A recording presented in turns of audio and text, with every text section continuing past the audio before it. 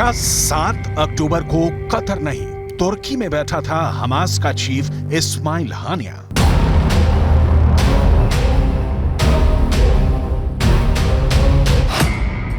क्या 7 अक्टूबर को तुर्की में बैठकर इजरायल में खून खराबे का जश्न मना रहा था हानिया?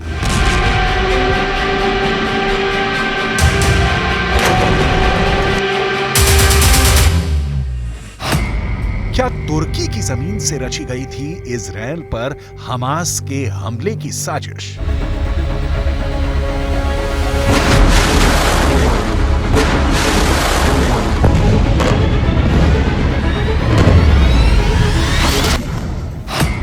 क्या तुर्की के राष्ट्रपति एर्दोगान ने सुनाया था हमास को इजरायल में कत्लेआम मचाने का फरमान?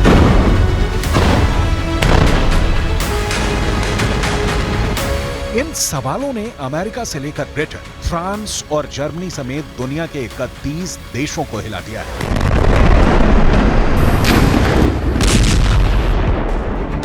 पूरे के पूरे नाटो में हड़कंप मच गया है। तुर्की ने एक बार फिर नाटो देशों का ब्लड प्रेशर बढ़ा दिया है। नाटो को तुर्की वो विभीषण बनता दिखाई दे रहा है जो उनके 74 साल पुराने सैन्य गठबंधन की कब्र खोद सकता है।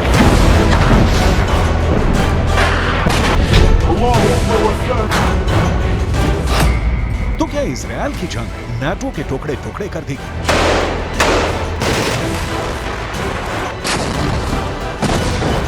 जिस नाटो की बुनियाद करीब 2 साल से जारी यूक्रेन के युद्ध में नहीं हिली, उसके वजूद पर महज 2 महीने पहले शुरू हुई गाजा की लड़ाई ने तलवार लटका दी है और नाटो का सबसे बड़ा दुश्मन बनकर खड़ा हो गया है खुद नाटो का सदस्य तुर्की।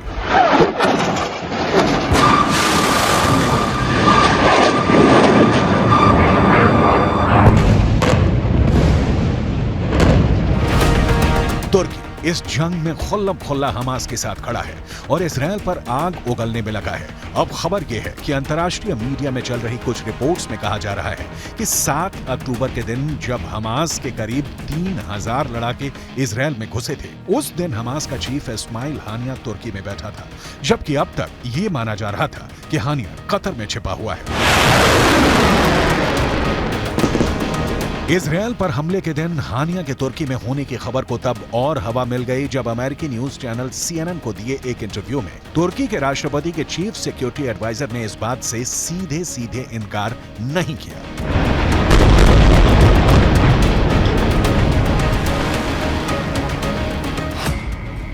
उन्होंने इंटरव्यू में कहा कि वो नहीं जानते कि 7 अक्टूबर को हानिया कहां था।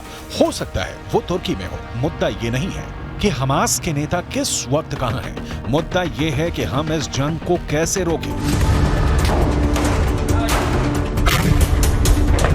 तुर्की के राष्ट्रपति के चीफ सिक्योरिटी एडवाइजर के इस बयान ने अमेरिका और नाटो के ज़हन में तुर्की के खिलाफ काफी वक्त से पैदा शक को पुख्ता कर दिया, क्योंकि हमास के नेता बेधड़क बिना किसी रोक टोक के तुर्की में जब चाहे आ सकते हैं, जब चाहे वहां से जा सकते हैं। तुर्की में उनके स्थायी ठिकाने हैं और खुद तुर्की के राष्ट्रपति के हमास के नेताओं के साथ निजी रिश्ते हैं। अभी जुलाई में ही इस्माइल हानिया इस्तांबुल में तुर्की के राष्ट्रपति से भी मिला था। इसीलिए कुछ दिन पहले खबर आई थी कि इजरायल की खुफिया एजेंसी मोसाद और सुरक्षा एजेंसी शिन बेत हमास के नेताओं को मौत के घाट उतारने की प्लानिंग में है, फिर चाहे वो दुनिया के किसी भी कोने में क्यों न छिपे। इस पर तुर्की के राष्ट्रपति ने इजरायल को सीधी धमकी दे दी थी कि अगर तुर्की की जमीन पर हमास के नेताओं को एक खरोच भी आई तो इजरायल को एक बहुत बड़ी कीमत चुकानी पड़ेगी। तुर्की वैसे है तो नाटो का सदस्य, लेकिन नाटो के बाकी देशों से उसकी कुछ खास नहीं पड़ती है। यहां तक कि नाटो की अगुवाई करने वाले अमेरिका तक को आंख दिखाता है और उनकी बात नहीं मानता है। यहां तक कि जर्मनी से भी तुर्की के अच्छे रिश्ते नहीं है और ग्रीस से तो उसकी जंग होते होते बची है।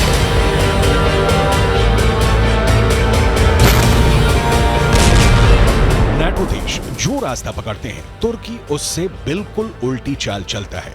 यूक्रेन के युद्ध में भी तुर्की ने यही किया। नाटो देशों ने रूस पर प्रतिबंध लगाए, मगर तुर्की ने रूस पर प्रतिबंध लगाना तो दूर, तुर्की के राष्ट्रपति ने पुतिन से रिश्ते भी नहीं तोड़े और रूस से गैस खरीदनी भी जारी रखी। अब गाजा की जंग में भी तुर्की का स्टैंड नाटो के स्टैंड से बिल्कुल अलग है।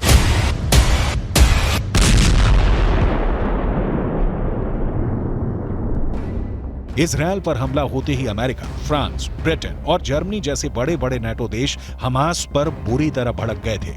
बिना वक्त गंवाए उन्होंने इजरायल से हमदर्दी जताई और इस लड़ाई में उसके पीछे खड़े हो गए।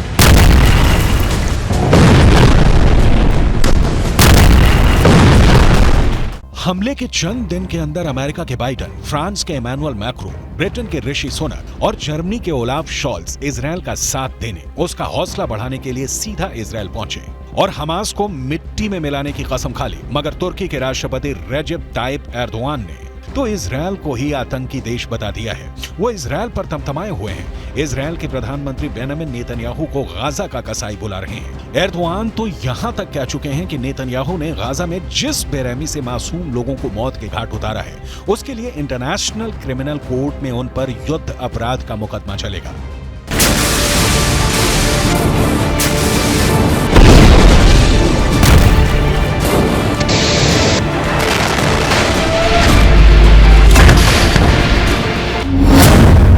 तुर्की और इजरायल के कूटनीतिक रिश्तों में पहले से ही खटास थी और गाजा की जंग ने दोनों देशों के बीच की खाई को और गहरा कर दिया है।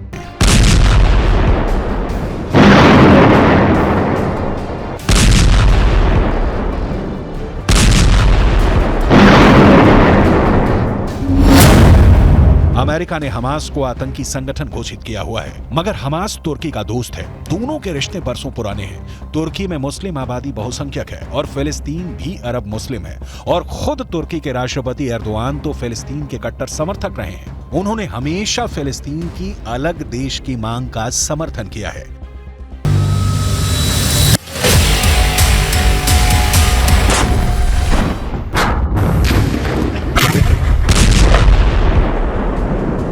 अमेरिका तो ये तक दावा करता है कि उसके पास सबूत हैं कि तुर्की फंड जुटाने में हमास की पूरी तरह मदद करता है। इस वजह से अमेरिका तुर्की पर हमास के रिश्ते तोड़ने का जबरदस्त दबाव बनाने में लगा है, मगर तुर्की के सिर पर तो जू तक नहीं रेंग रही है। उल्टा तुर्की हमास के लड़ाकों को फिलिस्तीन की आजादी के लिए लड़ रहे स्वतंत्रता सेनानियों का तमगा दिए बैठा है।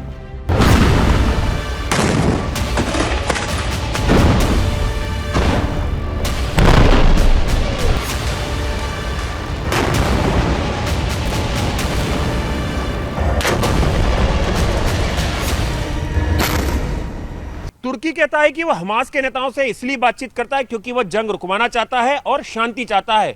यहां तक कि जब अमेरिका के राष्ट्रपति बाइडेन और एर्दोआन की फोन पे बात हुई तो एर्दोआन ने उन पर ही गाजा की जंग रुकवाने का दबाव डाल दिया।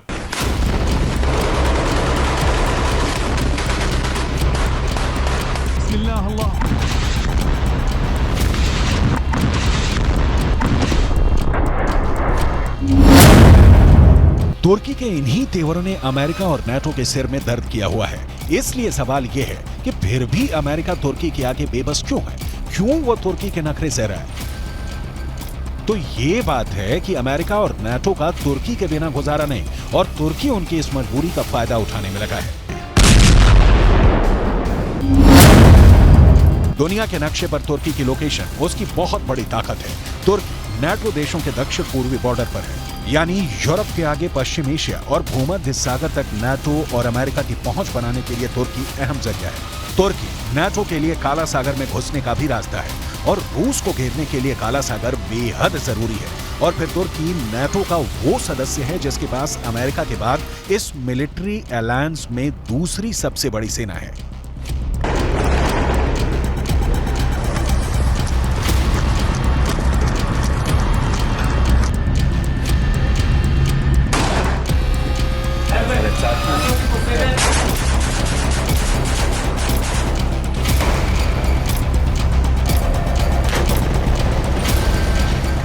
और तो तुर्की नाटो के लिए जमीन पर और समंदर में भी अड्डे मुहैया करा सकता है। ऐसे में नाटो और अमेरिका तुर्की जैसे देश को खोने का खतरा नहीं उठा सकते, क्योंकि उनके रूस और चीन जैसे सबसे बड़े दुश्मन तुर्की को अपने खेमे में लेने के लिए तैयार खड़े हैं।